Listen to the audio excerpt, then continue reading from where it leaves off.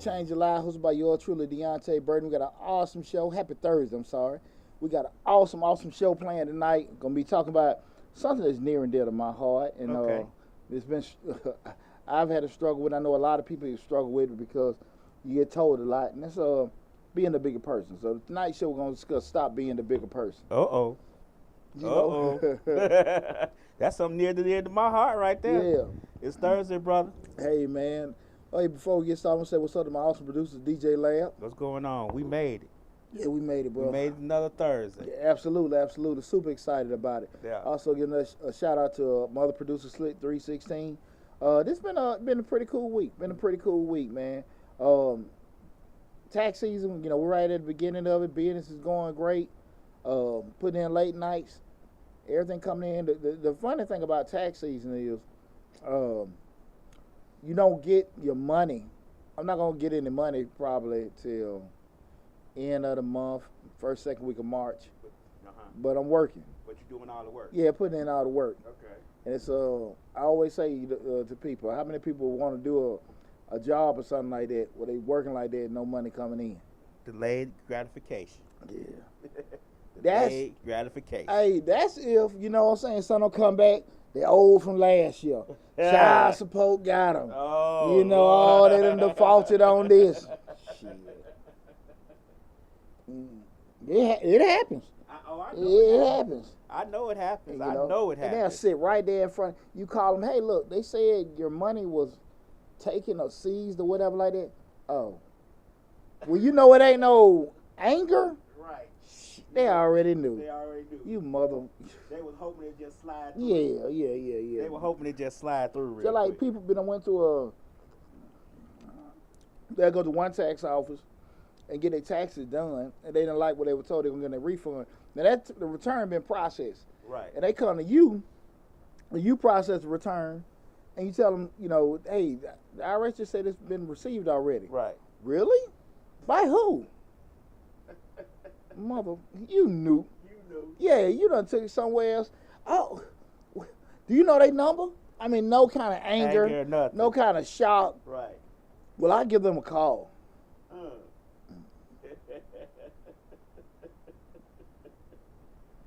The American public. Hey, man. Hey, boy. I'm telling you, Lab. Right. Your people. That's the dog side of the tax business. Right. Boy. Everybody want to do taxes till it's time to do that part. Man. But no, it's cool. But business is going great. I can't complain at all. That's right. Just rehashing the previous week, guys. We are still in the pandemic, so be safe out there. Wash your hands. Keep your social distance. Cover your mouth when you cough and sneeze. And be safe out there. The other thing, last night I was a guest on a major TV talk show. Last night, pretty cool. Good brothers. Big shout out to Major Davis, man. Had me on this platform. We talked about financial literacy in the black community. And we got for about a good almost 2 hours. Oh, really? Yeah. I looked down at the time thing like, wow, the wizard been in full effect. Well, he let you go. He let you do your thing. Hey, man. Can't complain, right? I think he get down like that. I think he be doing 2 or 3 hour sets. Oh, really? Yeah. Because he's a sharp brother. He's talking a lot about, black empowerment, community involvement and everything. And I think he may run 2 or 3 guests a show. Okay. So, just where they running. Okay. And everything. We might have set a record with just 1 guest. Where I was, I get in my mode, man. Right, I know it. So it was cool. It was cool. We had a real good conversation. Talked some good stuff last night, but I really enjoyed it. So, yeah, big shout out to Major with that. Guys, we got a Super Bowl this weekend. It's this weekend. Yeah, this weekend, yeah. Ain't it this weekend? Same weekend as Valentine's Day. Same weekend Valentine's Day. Go and take that girl to the sports bar. Go and take her. Go and take her real quick. Yeah. No, I'm saying, hey, also let it be known, this is my first Valentine's Day in about 20 years. I ain't got no Valentine. Uh-oh. So if you want to send me some candy, you want to send me a cash app, go and do it. Go and do it. We will place all cash app information at the end of the show. Don't have me at home just playing all my blues music, feeling all sad and by myself. Right. Don't be doing that. My first, I ain't got no Valentine. Say not one. Not one. Not one. Well, At least you saved some money on gifts. They could have brought a side. They the brighter side. Boy. You ain't got to buy no gift. Yeah, no. So Like, there you have it. yo, they're sitting there playing music. All these damn lighters. Yo, they're just playing some slow music, reminiscing. Right. Don't start crying. Let me stop bullshit. Don't start crying. I be on that, there it is. Say crying, tears running down, drinking a little drink. Hell no, lad. I know that's right. Shit, no. Hell no. I know that's right. I know I was this time last year. Right. Shit, no. I'm good, brother. But everybody make sure, you enjoy you and your Valentine. Y'all have a awesome holiday with that and everything. And also, be safe out there Sunday. If you go in the Super Bowl parties, I know everybody gonna be drinking, having a good time, and then enjoying the festivities with that. But make sure you be safe out there. I never been a football person like that. You never have. Never. I never was into. Only time I was into sports was when the Bulls was winning the championships. I'm from Chicago. Mm-hmm. That's it. I just don't. That's football, damn basketball, baseball, none of that. Right. I don't get into none of that. That's damn 20-some years ago. Exactly. That's Yeah. the last time I've been real hyped on sports. Yeah. But now, man, I can't say that. I played football and I played sports my whole life, coached it for 20 years. I love football and everything. I think I really never been big on Super Bowl parties. I like sitting down at home and reading the commentary. The year before last, I went to a Super Bowl party when my Army buddies in town, when they had the Super Bowl in Atlanta. Okay. Went to the club. My Army buddy came in town. But for the most part, I used to stay at the crib, chill, or whatever, go with my partner's house where, in a handful of people. Have something to eat, something to drink. Yeah, I can hear the commentary. I like hearing the commentary. With a bunch of wings. Yeah. Now, I watch Super Bowl to look at the commercials. The commercials. I check them out, man. But you're on about that fourth drink, you ain't really paying attention to what's on TV. But it should be. Hopefully it's a good one because I would say this: if you're a fan of football, with all the playoff games that went on in the past month, you don't got to treat every game. So being a fan of the sport, every game has been down the wire, cliffhangers. It's been awesome for a football fan. So, just be safe out there. Enjoy yourself, this weekend with the Super Bowl. Again, this is Change the Live, hosted by yours truly, Deonte Burton. Change the Live, we talk about personal development, motivation, parenting, life stuff and everything. And, we still pivoting into new stuff. I had a couple. I'm really trying to, guys, if you're on TikTok, go to Change the Live's host on TikTok. I'm really trying to grow the TikTok channel because I can't go live on TikTok till I got 1,000 subscribers. Okay. 1,000 followers. So really trying to get that up. Now I'm at almost 20,000 followers on Mr. Short Dollar on TikTok. So I need some of you people that care about your boy. to go over there. there. Go over there and everything. We want, but we're trying to grow. But it's coming along slowly but surely, man. They did something, man. They took almost 400 subscribers from me. Really? Yeah, the other day. They was probably scrubbing for the fake I accounts. don't know, man. It was damn sure they got them. But, man, they took almost 400 subscribers. It's like it's 3,000 something, or maybe I don't even know if it's that. They took they hit me for a lick. They hit you for a lick. Huh? Yeah, hit me for a lick and everything. But we'll get them back. We'll do what we always do: put a face in the dirt and grind, work hard. Always. But Always. but definitely gonna try to grow the channel. Well, we are gonna grow the channel and everything, and I promise myself that we're gonna get that done. But tonight's show is something I want to just talk about because a lot of times, especially as you get older, you get mature, and you get approached with different dilemmas and different things in life.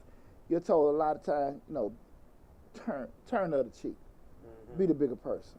You ain't gotta scoop down to their level and all that kind of stuff. But the problem come up is, when people you relinquish certain things, that's usually not the end of it. That's usually not the end of it. When you be the bigger person, the smaller person usually don't let shit go unless it's in the movies. Right. And my thing is, I want to have an open discussion with everybody in regards to, stop being a damn bigger person. Stop being, the nice one that they got to sit here and conform to everybody and let things hey, I Let want things to slide. let things slide and you don't have to do that. I'm not saying engage, but I am saying protect yourself. Right. Because again, we know once you take the high road with certain things, the person on the low road is gonna climb up there and try to pull your ass back down. Right. It's usually never the end of it. Right now we're streaming live, beginning to change live, hosted by your true Deonte Birdman, streaming live on Facebook, YouTube, LinkedIn, and Instagram. So, if you got any questions, want to chime in and stuff like that, feel free to do that. Ella Chanel or Chanel. She said she'll be your Valentine. She'll be my Valentine. That's cool. Yeah. That's I'm sorry if cool. I messed up your last name. Take my apologies. Charge it to my head and not my heart. Okay. That's cool. I appreciate it. I need one. Inbox me, time, place, and all that good stuff. You know how to just holler at me. Right. Get me started. Don't call me on it. You got to pay the piper now. Right. No, I appreciate that. We had discussions, man. Me and you, we done rap plenty of times. Even with us, just with, cause yard, when if yard ain't never been cut. And where I stayed at Old Al Bank, it was a creek across the street, so that the duplex with the creek, and so they yards used to grow something. It wasn't even like grass; it was like bamboo. They were growing the damn back. So you cutting the grass, and it's too high. You can't just push it. You gotta lift it up and go slow, cut down, and then push back, then do that. And you should keep in mind, I gotta do this for a whole yard, section out. So Willie told me, this 10-year-old Poochie, I give you $20 to cut my backyard. Okay, cool. I go back there. Tell me this shit was a damn Amazon. So I went at it. A yard that probably would have took me maybe 20 minutes to do. It took me about 2 hours. Because I had to keep going, boom, keep going, boom, keep going, then go back over and cut it up, right? So I done went, cut the damn yard. I'm 10, 11 years old, proud of myself, tired as hell, right? So I knocked on Willie door. He said, I come by your house. He was friends with my grandfather. I knocked on the door. He said, I come by there later, come go see WC later. I said, okay, cool. So I'm in the house. I'm like, woo. Grandma said, boy, you did some work, ain't you? She said, yeah. I'm going to give you $20. I'm rubbing my palms, right? This joker come over there, and he said, hey, WC, Granddad was sitting, my grandfather used to always sit on the front porch. He comes over there and said, hey, WC, I just want to talk to you before I pay him. Okay. And I want to know if it's okay to give him $20 to cut the grass. What? What? Shit.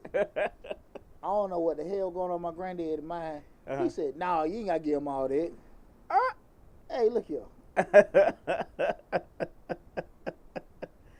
I did all this work. I was so devastated. Man, I couldn't even believe. You have no idea the rage. I can understand. And everything. Oh, I know the rage. Man, I was so, I don't know what the hell my granddad was thinking. I don't know what the hell Willie Miller was thinking and everything, but it was just one of them moments, and I'm my punk ass. I just started crying. I'm mad as hell. I couldn't believe it. I done did all this kind of stuff, and he said, I just want to ask you, because I don't know if it's right to pay somebody, and I ain't talked to they folks. And he ain't asked that, right? I remember this shit like it was yesterday. Man. And I was just so pissed off with everything. We're doing it. And he, and granddaddy like, nah, Poochie, just, boy, just go in the house, whatever. That was that. Week or two later, I'm mad as shit. Right. I want to kick holes in the wall and everything. A week or two later went by. Willie walking down the street. Willie cool, he was alcoholic. He stumbling. Hey, boy, you want to go and cut that grass for me? Right. Now, I'm about this back with Two Live Crew. Okay. First came out. I'm about to tell you, man, you know what? Right. But I'm sitting here like this a grown man. Right. And I got to eat that pill, yeah. But I like, no, boy, come on, boy, come on. Like, no. And it took so much out of me not to engage. Right. Not even be disrespectful. Be like, why you ask my granddad, to go and want to have a conversation? Why would you go do that? Right. And that always stuck with me. It was like, usually when you get wrong, it either can make you bitter, but it also can make you where you learn to make sure you never do people like that because you know how that pain feels. And that was one of my earliest encounters where I had to be like, damn, hold stuff back. With that. Because, man, I was just, I've always been self-driven. I've always, go out there and hustle. I've been like this on a little boy. And for that to happen, man, I was just sitting there like, I can't even believe this shit. I became a little bit more, like you said, I not get into it in the middle. I'll get into it now. But when I was younger, I ain't hold my tongue like that. I was not trained well. I would have said, Granddaddy, why are you worried about my business, number one? And I would have told Willie, we made a deal. You gonna give me that $20 or I'm gonna put your grass back. One of the two. Trust me. When I was a child, I was a terror. My granddaddy was old school country dude. His muscle too big. Oh, okay. Shit, no. Oh, my granddad from Mississippi had been in the Army. He was 6'3", 300 pounds. I still would have said, hey, because I didn't have no filter. I got you. I didn't get no filter, so I went to college. I got you. I felt that right cross before. Oh, okay. So that right. I ain't getting no right and cross. that right cross might come with a That's hook or a jab. That's probably my problem. Somebody told me that's my problem. I ain't get enough right crosses, I guess, when I was younger, because I sure would have said something. WC dropped that salt and pepper on me real quick. Bah. Nah. You be like, okay, my fault. Shit, come on, Grandma, you got some ice. Right. Shit. I done tried that experiment before. I never got it like that. I mean, but I don't know why. I got you, but it messed with me so much. And you trying to sit here and you try to be. Why you do that? You couldn't even express how much it bothered you, and you just kind of forced to take it. And that stuck with me. I was young. And especially to kind of make them kind of sacrifices. And then you had to be young because you would rub your hands together for $20. You had already started counting. You had already started spending that 20. Yeah. I'm gonna go to the corner store. That was what that was when Snickers was 25 cents. Snickers. Man. You go to the Kmart across the street. You can go there to Kmart. I get you a little tar, a Nintendo game. Okay. You know what I'm saying? Like, whatever. And you just like, yeah. Ooh, get that $20. I just kept on saying he pulled out, and then he came to the porch. Cause my granddad's always sit on the porch, have his leg crossed with his beer out there. I always had a leg crossed. My granddad, overall, everybody knew my granddad would be on the porch with a leg crossed, drinking his beer, and he just came out there, pulled his money out and flicker. WC, what do you think? Do you think I should get on that? Mother. I couldn't believe that, man. WC wasn't here when we made this deal. Oh, man, for real. For real. My granddad know how I got down. Right. I ain't asking for no money. Like, right. No, man, no. But it taught me very early, don't ever do no business with people that know your folks. Right. It told me early then, like, okay. No, when I go here, I'm going to go over, Ashire, I'm going to get a roll in Baker. I ain't cutting grass over here. Just for that, just that affected me. Right. No. That ain't how we gonna roll with your business and stuff. And so nobody on Bankhead gets their grass cut. Well, they get a grass, but not like right there in the media. I know they had a relationship with my granddad. Okay. And it probably just that'll never would have happened again. It's just that just messed with me so bad. You. Yeah, shit, more than sour. Sickened me. Man, I was so damn mad. And damn man, I used to see Willie over the years, man. Willie be. The alcohol got to him bad, man. I ain't getting you shit, Willie. I used to be so. I never got disrespectful, but I seen Willie at, the liquor store up the street, Bankhead. Boy, you got a little money, man. Get the fuck on. I just that. I'm talking about years later. You owe me $20. Yeah. No, man. Call me bitter bear. Right. No, but that was one of my early encounters where you had to kind of just compartmentalize and keep all that pain and anger in. And you get tired of that shit. That's true. You get tired of that shit. Especially when you know people done wrong you. But you're taught all the time, be the bigger person, look over that and everything. Let's not be a reflection of you. And like I said, it is when you feel like when a person feel like that they can jab or do certain things to disrespect you, usually they don't stop. Right. You know? The disrespect is one of them things that they will continue to do, because you let them do it once, they'll try it again, and you keep letting them do it, they're going to keep disrespecting you. And I had to learn that hard. Like when I got into college and stuff, and then I got married at 18, had my first child, I internalized a lot of stuff. I'm thinking, okay, it's my child, it's my wife. You know, I didn't have a filter when I knew I didn't have a filter when I was younger, so I need to try to control this, you know, this, you know, just let it internalize. She mad about something, take the hit, move on, don't worry about it. And I did that for a long time. You forget you're a damn man. Exactly, because you know then the kids come along, and you know you're just trying to be like you say, you're just trying to be the bigger person, not let the kids see y'all arguing and fighting about stuff. So you gotta, while she's spouting off and cussing you out and calling you all kind of names, you gotta go, okay, walk away, try to pull yourself back. And then after marriage, and after a few years after marriage, now, me personally, if I'm thinking 2 seconds later, it's gonna come out my mouth. And it's just recently, like the last 2 years, since I turned 50 and 51, I don't internalize anything now. If I feel like you playing me, if I feel like you trying to get up, I'm gonna tell you. If I don't like you, I'm gonna tell you. It's just I'm not gonna be the bigger person. I just refuse to be that person anymore. It's just the way it is. I don't trust you, I'm gonna tell you. I just don't do it anymore. Yeah, I kind of got that way a lot when I was in the military. But, you know, similar, you like to say you do stuff when you get married and you kind of suppress whatever, everything. But, you know, you're compromising something with yourself internally. Right. But then, like you said, you had that moment like, look, mother, you know what I'm saying? Right. And you had to go there, but what happens is it's like a release or like a freedom. You know, you can do it. And you ask yourself sometimes, why do people tell you to be the big person? You know, you kind of taught early to ignore stupidity, you know, be the person, you know, and everything. I'm more of I'm a very, very nice person. I think I'm a very respectful person. I have a temper, so I always try to force myself, you know, and be conscious of it. Not I won't say force, because just be conscious of it, just avoid conflict.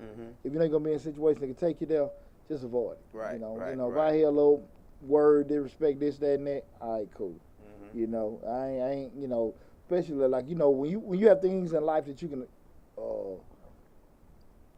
afford, you can't afford to lose, you kind of move differently. Right. I was listening to that Big Fact show with Charleston White, interviewing him. He said something that I thought it was very unique when he mentioned that, you know, I know the guys that really, really will kill you, ain't gonna kill you because they gotta go to work. You know, they ain't really gonna, right, you know, the right. guy that really would, you know, crush your skull, Right. He gonna let it go because he got kids and stuff to take Right, care of. The right. real, you know, you just saying how, you know, people be on podcasts and social media talking about they'll do this and they'll do that. Right. He said them guys that really, really would do that, they're not gonna do it. Right. Because they got a job, they got Right. responsibility. They have responsibility. Got kids to take care of. And the people that were free talking about it, you know that they either ain't working or they just talking. Right. But you know somebody that's a real killer, somebody that really like nah, I can't even afford to do that no more. Right. And, you know, I don't had them consequences already come up on me before, so I'm not going to entertain that. And far too often, I think we can kind of do something where we can put ourselves in a situation where we can let that person come out.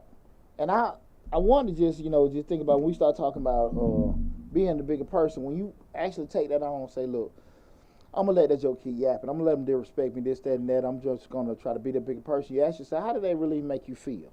How did that make you feel? And a lot of times when you let a person disrespect you, it's a stress. It make you feel so damn bad, and you leave the situation frustrated or whatever. Sometimes you can move past it. Sometimes it linger on for a little bit. You know, maybe after a while it disappear. But it's a tough feeling of being compromised. You know, and I agree, because if I feel like now I guess this is the caveat to that. A person that's disrespecting you, even though you feel like you're being disrespected, may not feel that they disrespecting you. But I mean, that's very rare because you know disrespect. You know disrespect when you do it. You get what I'm saying, or you say it. You know disrespect, and I'm the type I will never forget it. Every time I see you, it's gonna come up.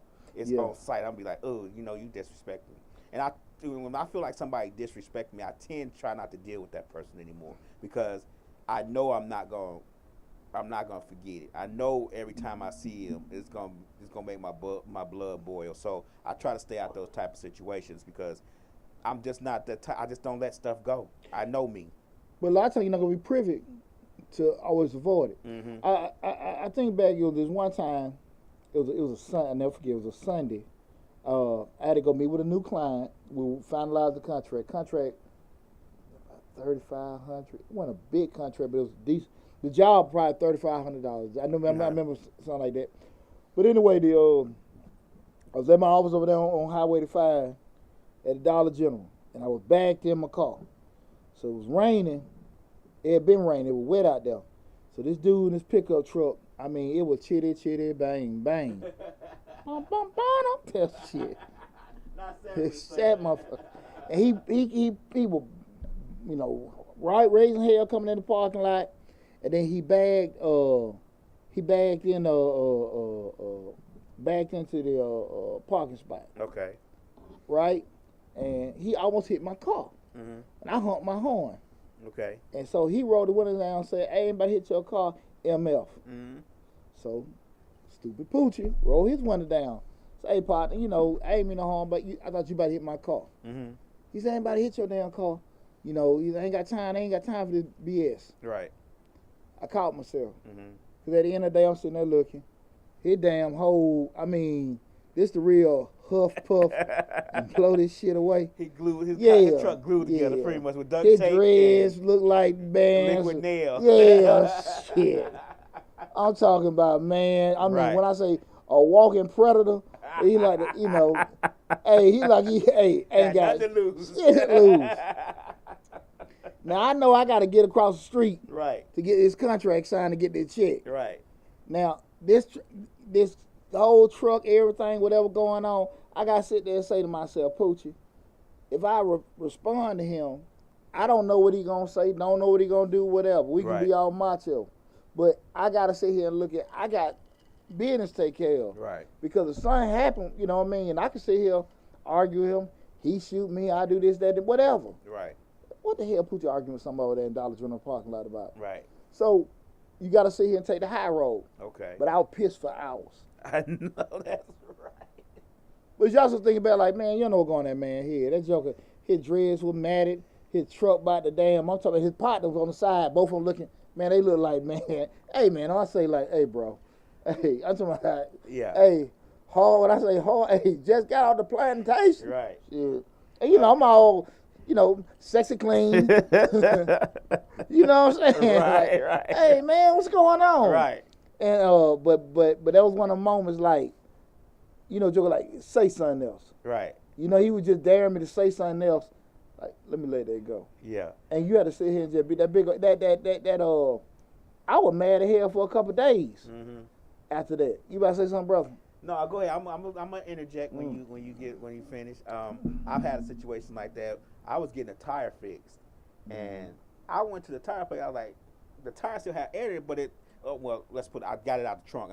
I thought it had something in it. Mm-hmm. I took it to the tire place. I was like, hey, can you check the tire and plug it if you need to? He checked the tire. Wasn't nothing wrong with the tire, but he still charged me $20 to run the tire and the thing. I said, $20?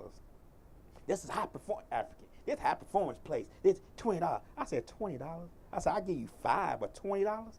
That's $20. He going all off and all out. So I'm calm.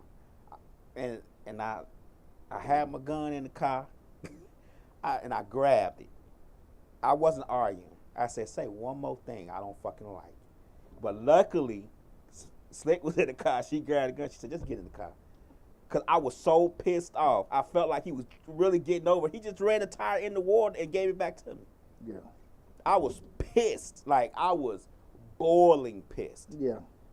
And if she probably wouldn't have grabbed it, I probably would have shot that man. I would have probably shot him. I wasn't arguing. I was calm. You just got took down. Yeah, I was so calm. I was like, say one more thing I don't like. Yeah. Like, just that calm. Yeah. Yeah. And you see how easy we can get took there. Right. And we can forget about, man, I got this, I got that, and I got that. I ain't Right. arguing with this damn fool. And a lot of times, for me to even just to acknowledge, Pooch, you got priority. You got some money over there in the country. I got that waiting at the damn office. Right. It took so much for me to be the bigger person. Just to knowing that. Knowing I'm doing the right thing. Right. But it hurt bad to do that. Right. And that's how I felt. I mean, I wasn't not gonna pay him anything. I was like, man, $10 maybe, but 20. He was on that 20, and it only cost. I think it was only cost 10 to plug it. Yeah. He would. Well, I go back a lot of times. People, be in business don't understand. Like you can give me that one time, but you'll never give me again. You always gonna get somebody to talk bad about your business. Right. People always. Don't understand forever. that. If I could go out there in front of his business right now with a sign and just sit there and say he is a thief, do not come here. If I had the time, I would do it. Yeah. No, and that's real talk. But you know that when you do that kind of stuff, you say, okay, you be somewhat maybe proud. Okay, cool. I'm glad I didn't do that. But man, that shit bothered the hell out you and it lingers. And also, the problem come up is what that person can be inclined to what do it again. Right. Do it again because you gave him that one moment. Right. I always tell my kids, we short men. We can't afford to take no short. We already short. We can't afford no more shorts. I always say that, man, son. Ain't nothing wrong getting your butt kicked. You just something wrong getting punked. Right. Because you have to still live. Right. And people a lot of times feel like they can get one over. You know what I'm saying? That's how my ex-father-in-law was. Right. He just kept poking. I had to do that really hard check on him. Right. Like, you know what I'm saying? Just people feel a certain way. They can get away with stuff. People tend to look at you and think that they can just do you any kind of way. They size you up and say, oh yeah, well he not street smart, he not this, he not that, and really they don't know. I mean, just because you don't act like you from the streets, don't mean you can't take it to the street. But people always assess and they always try to make you an easy mark. You know what I'm saying? Like and that in itself is what, when we talk about being a bigger person, that in itself makes it hard to be that bigger person, because you always expecting the BS to happen. So you're always on guard, and especially when you get older, you tend not to want to have want any BS to happen or anybody feel like they can take advantage of you or you play you. So you always on guard about stuff. Well, your tolerance level shrinks the older you get. Real hard. And that's with anything in life. Disrespect, BS, all that kind of stuff shrinks. You're because you don't went through all that stuff in your younger years. So you feel the older you get, you just want to do what you do.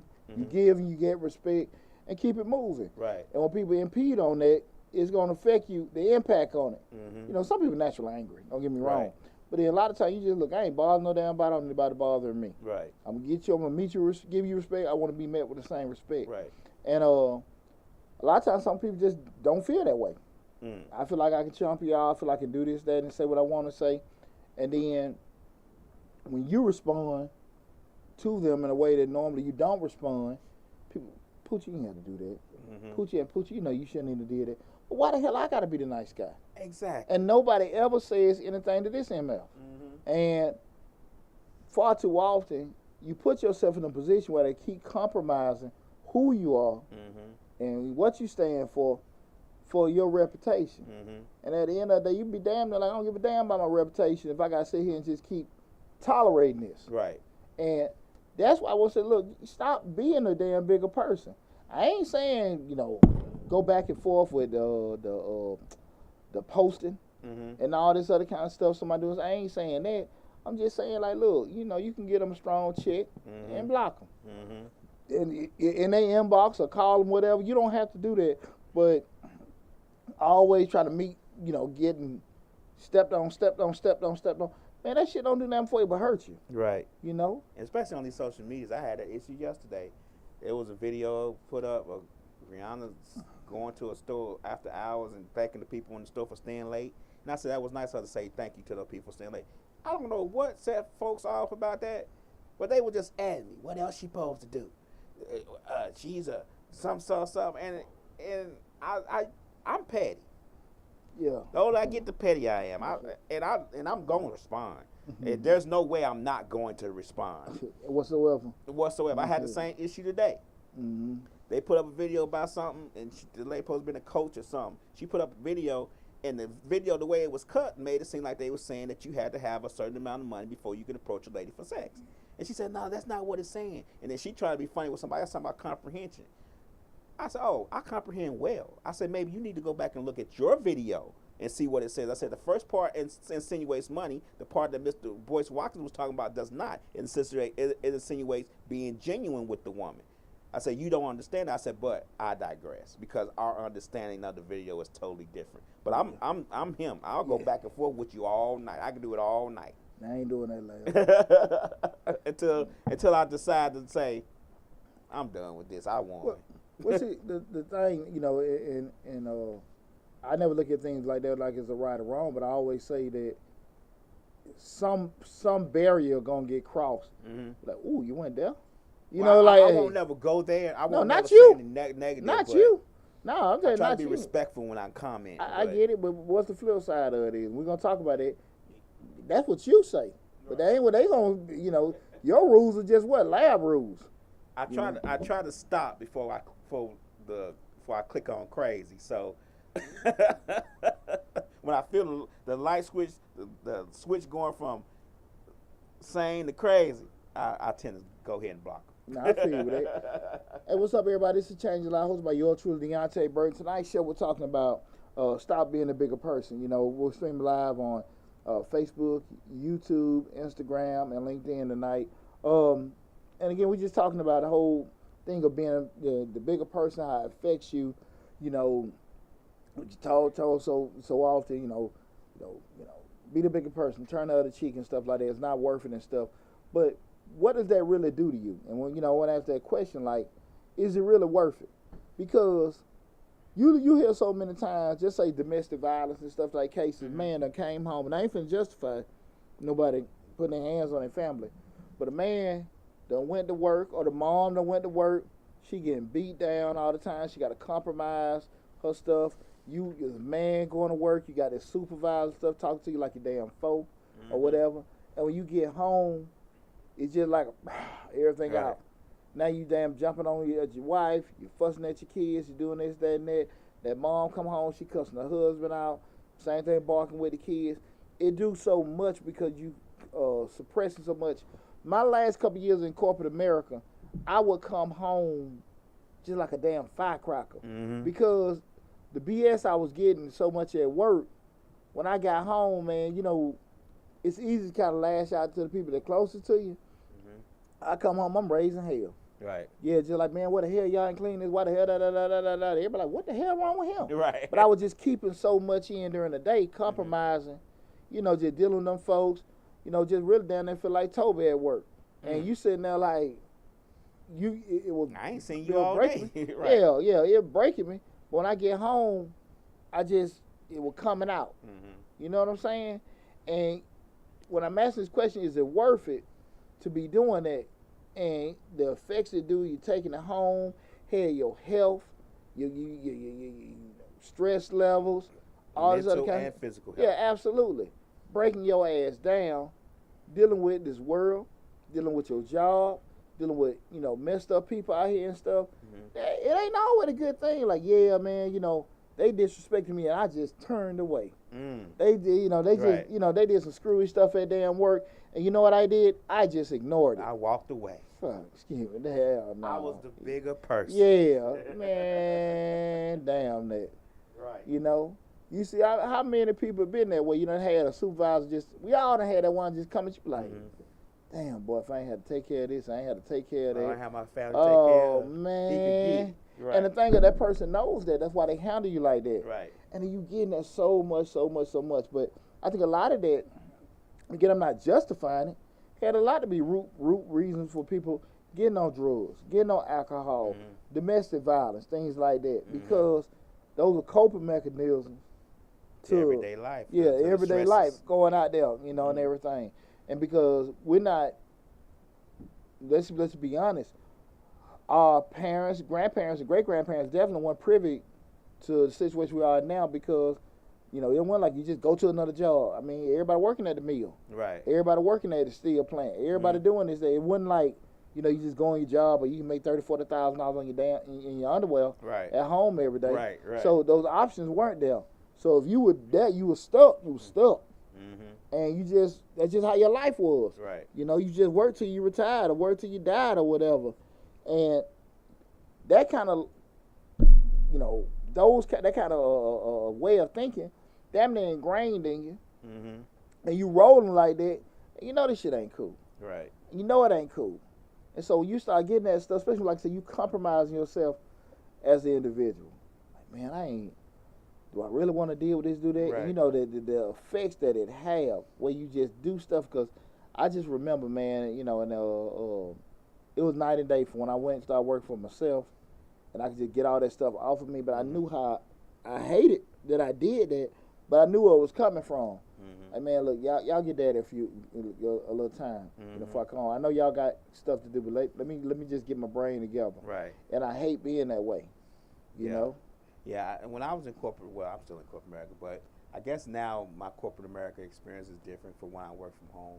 For two, it's just, you know, I just don't, and I'm not trying to sound, you know, like I don't care. It's just, I'm just not letting corporate, you know, affect me like it used to. You know, before it used to, especially when I first got out of college, first got my first corporate job, when I first got that big shiny master's degree, you looking at it like you didn't accomplish something, and happy as hell. Get that first job in management, but you don't realize there's 17 other managers on top of you, over you, and you know, it's just the things like you working hard, you know, you putting your all into it, and they like every time a position comes to move up, it's always somebody else going before you.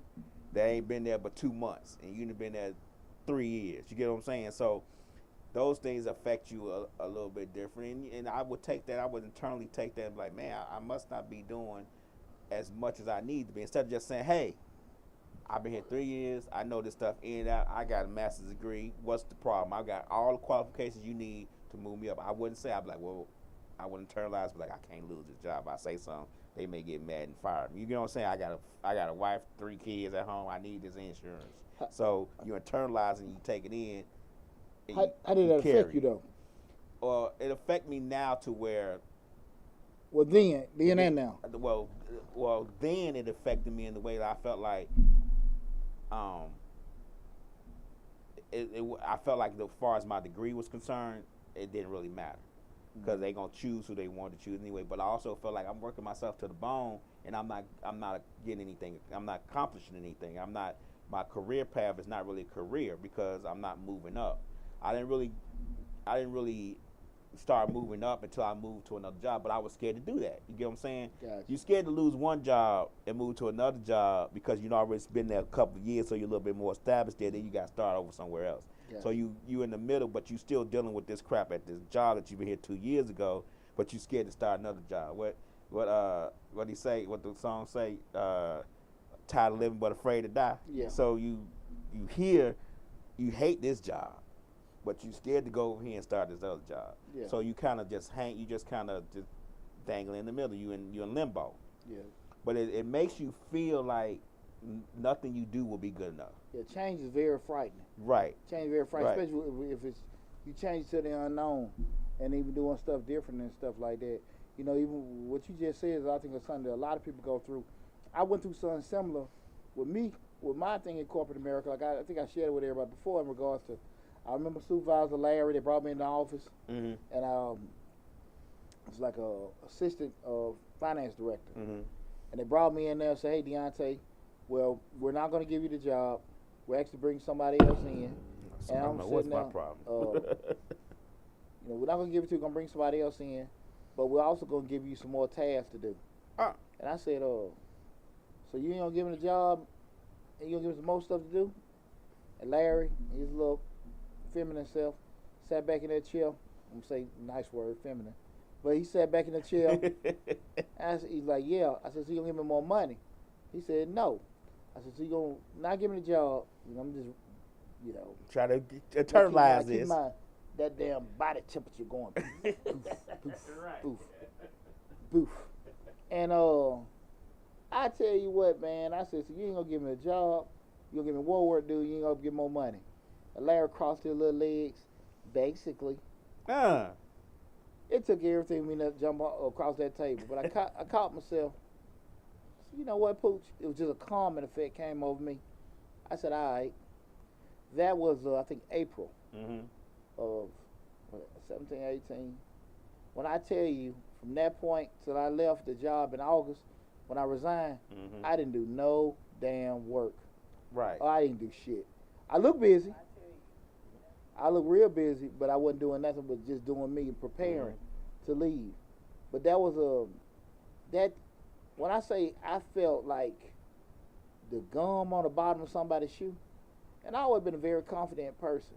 Right. And I think a lot of times, especially as a black man, when you don't walk around with your head down, like, you know, I had posted the other day, something I posted from years ago, when, you know, confidence meets insecurity, people call you arrogant. Right. And people have all kind of names for you, like, well, you ain't got to be that way. Well, how the hell you know you ain't that way? Right. You know, and everything. And people a lot of times, they see a black man like that, people try to call you names. He cocky, he conceited, he arrogant. You know, he just shit. Just somebody got some damn self-esteem. Right. As long as you're not imposing on another person, I don't see what the hell the problem is. Okay, I agree. You know, and I've been met with that my whole life, so I ain't tripping on that. But the problem come over there when people impede you, prevent you from progressing, prevent this, that, and that. Right. Because I by far that wasn't.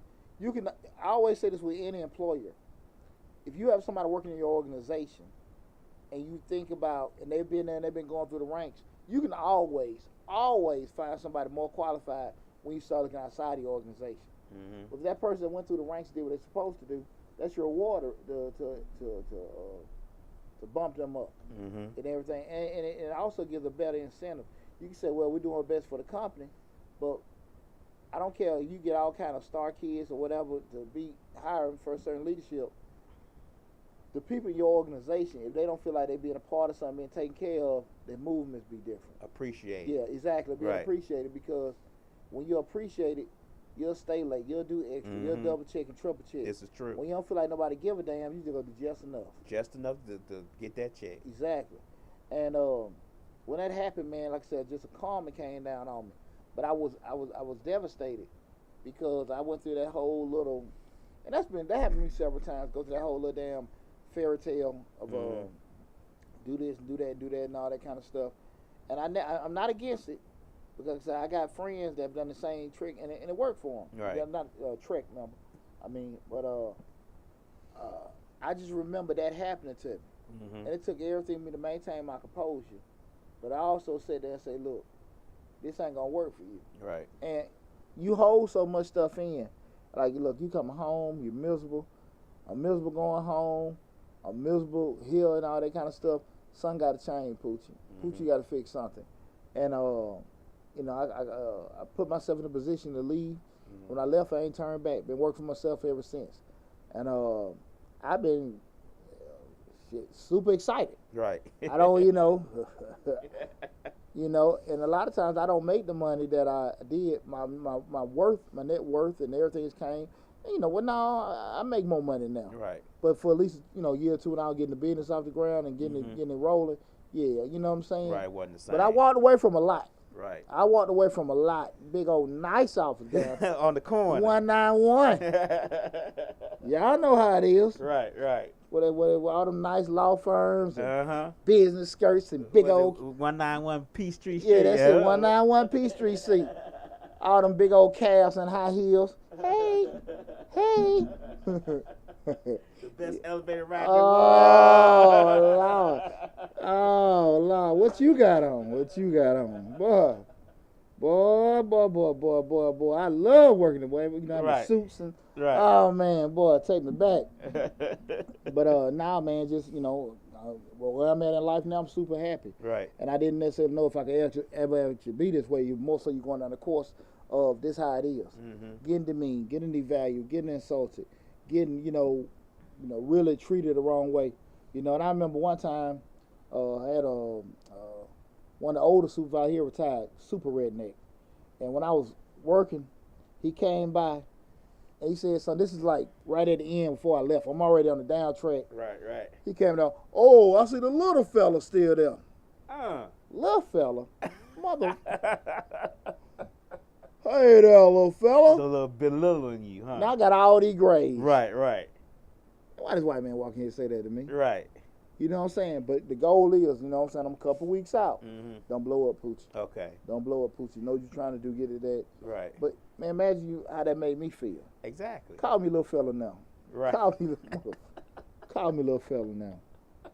Like Super Mario had doing. Right. Hit that doing on the jaw.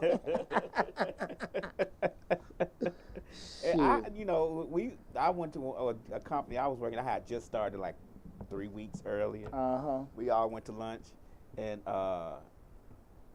they was talking about the economic situation of welfare, something like that. And, I'm pro-black all day long. And they was like, yeah, the welfare situation and the abortion rate and all that. He said, and then he looked over at me. He said, but you know how it is because it's the worst in your community. I'm the only black person at the table. Mm-hmm. And I wanted to go off and be, how the fuck you know it's worse in my community? You ain't black. How the hell you know? How the hell you know? And I wanted to throw out some statistics. I said, you know what? I had to walk away from that. I said, because it may, I know how I'm going to be. So let me walk away from this. I just started this job. I can't get fired today. Say that shit to me now. You know what I'm saying? Say it to me now. Or actually, a couple of years into the job, it never came back up, but they could have said it then. We got to deal with a lot. Right. We deal with a lot, man. I always tell people, that's a walk along the black man in corporate America. Right. You know what I'm saying? You ain't really going to have too many friends. You ain't right. Just because, brothers think you better than everybody else. And then the guys that are working there, they looking at you like competition. Right. It's a unique feeling. You got to be, if you don't get like a good mentor here and there right there, it's a rough road. Yeah. Because you'll constantly be compromising yourself to try to succeed and advance. It's a unique payoff. I mean, it built me the way I am, so and I appreciate the opportunity. But it does a lot to you. Mm-hmm. It does a lot to you, and I can imagine a lot of them brothers. Like you look at what was that Ben Carson story? Okay. They had Beautiful Hands. If y'all get a chance to check that movie out, I think it's Beautiful Hands or something. But even though Ben Carson, some of the stuff said with the Trump campaign and even stuff he just said recently. Yeah, just recently. But you will have a different respect when you see his journey. Mm-hmm. You know how he was really, for him to be, and if people don't know his background, Dr. Ben Carson he's an expert in neurosurgery, mm-hmm. especially neurosurgery with children and babies. Mm-hmm. He was one of the first people. I think he did the first successful detachment of Siamese twins in the United States. Okay. And but he's an expert in that. Well, they'll connect it at the heads. Okay. And but just that journey, mm-hmm. Just being treated like you're a doctor and treated like an orderly, mm-hmm. and it was just never merit. It was just or competence. It was just skin color, and how the people have to constantly compromise themselves. Mm-hmm. And especially in corporate America, I think all corporate America really, because I thought when I work in my job, and I know these cats got their job because they married to the boss's daughter. Absolutely. You know what I'm saying? And I know I went to school. I know I worked hard in school. I worked hard to get through college. Some of them ain't got degrees. Right. Right. Some of them ain't got degrees. They just married to the right person. Yeah. I know I'm working hard in college, but you got to take orders from this guy who ain't graduated high school. You know what I'm saying? Not saying that college makes you more intelligent, but you sacrificed yourself to go to college to make sure that you had the proper paperwork, to make sure you got the jobs properly. And those are the steps that most of us as black men and women have to take in order to get to places that people who married the right person already are at. You know what I'm saying? You definitely had to have almost 2 times the credentials that your peers got to do certain things. But again, we're talking about tonight, stop being the bigger person. But I want to kind of give people the advice on, because I'm going to tell, we're talking about stopping, give you some advice on, well, how do you really handle a situation like this? So we'll talk about how would you respond to somebody that's disrespecting you, feel like, okay, I got to be the bigger person, but I don't want to do this no more, I want to address it. So if you want to address it, one thing I will tell people, as difficult it is, you may want to try to take the emotion out of it. Because a lot of times when we respond with emotion, or respond with ignorance, we get treated that way. Right, wrong, fair, not fair. Right. It is what it is. Police cuss you out or whatever and everything, and you got to sit here and just kind of compromise everything. You meet him back with cussing. He was irate, this, that, and that. We got to know how to be smart about it. So you got to stop for a second and think out your response. And you got to make sure, as difficult it is, that you focus on maintaining your bearings. Okay. Because a lot of time we lose our cool. Again, that's what's going to be noted. Regardless of what the trigger is or whatever, you got to sit here and just think about, I got to be careful how I'm responding to this person and everything. Okay. Because like I said, I'm meeting with ignorance. I'm going to be treated on ignorance. And they'll, what they did to make me do it would never be brought up. It would never be brought up. Right. But my response will be. It's always going to be the highlight. You know, so you have to make sure that. So you make sure you thought it out. You maintain your bearings. And you relay that information. But one key thing, guys, you got to make sure when you leave that conversation, my grandfather used to say this to me all the time. When you talk to somebody, you make sure they know what the hell you talking about when y'all left that conversation.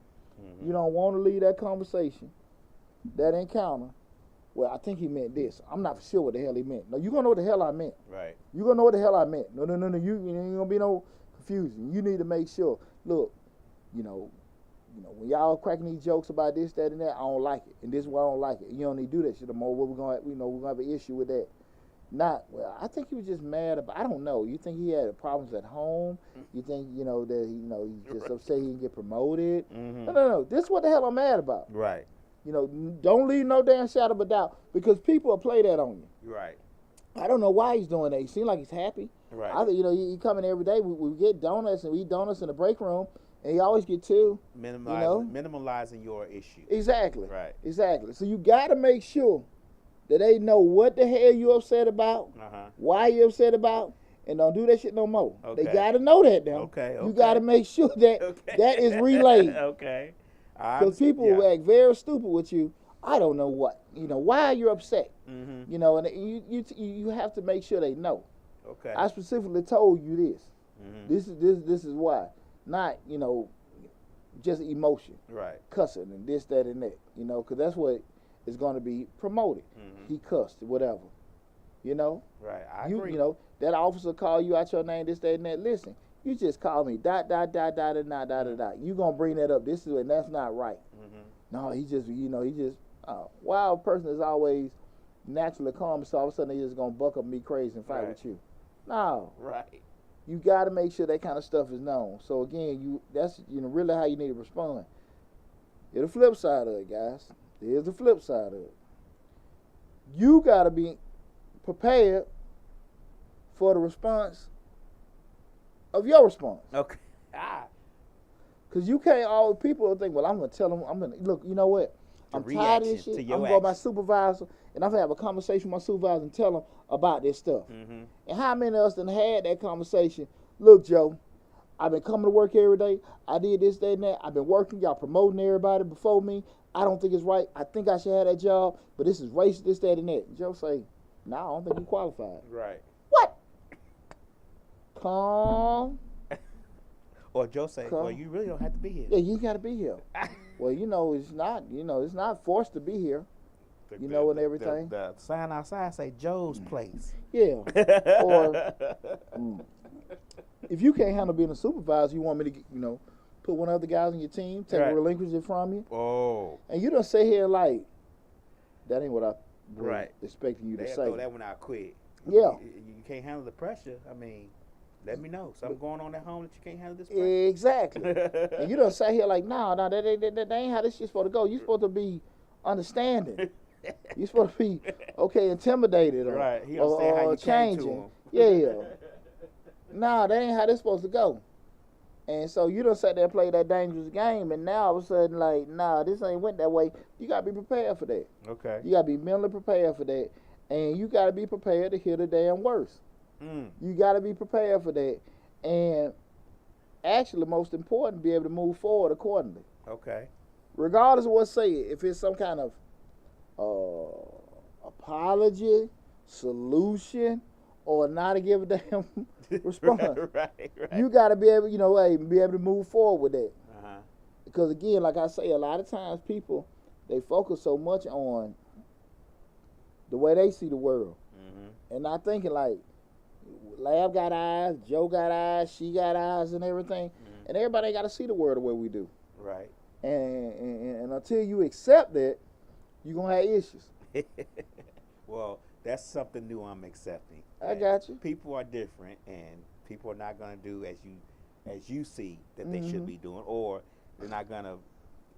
How would I always say? You can't expect you out of other people.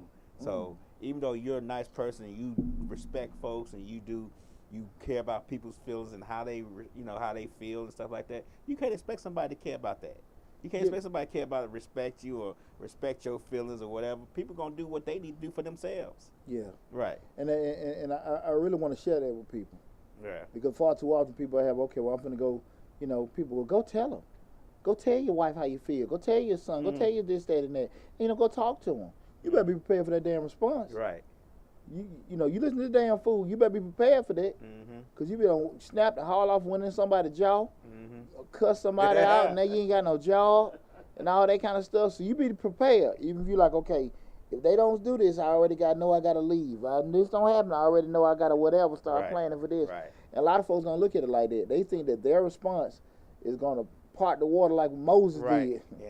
Everybody going to see the way they're supposed to be. Yeah, it ain't going to go that way. So, guys, I hope y'all enjoyed the conversation tonight. We were talking about stop being the bigger person, because I know a lot of us go through the same thing. And I think, just even me and Lab vibing on the conversation, it's nothing uncommon for us to go through shakes and stuff in life. Well, you encounter those particular things, right? Right. So, I hope the conversation helped you guys. If you ever want to add, we got no comments or anything like that? No comments. A couple people said facts, 100, but nobody said anything to add to the conversation. Gotcha. Well, listen, guys, I really enjoyed the conversation tonight. If you got anything you want to add to it, the post on, you can post on the videos later. Please make sure you go to Change Live hosted by yours truly on YouTube. That's the hub. We got over 300 videos on that YouTube channel.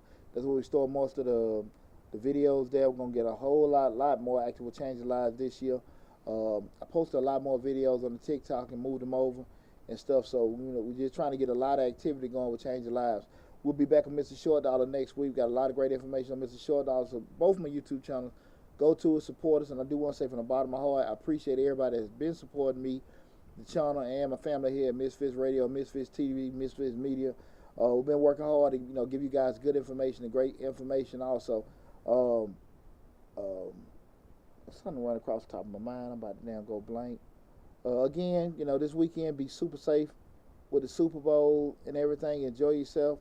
Be safe again. We still in the pandemic and stuff. But most importantly, guys, like what we talked about in the show, don't stay in those situations you feel like, okay, you ain't getting appreciated. You ain't getting your worth ain't whatever. I understand you got to do what you got to do to get to another place. God knows I've been there.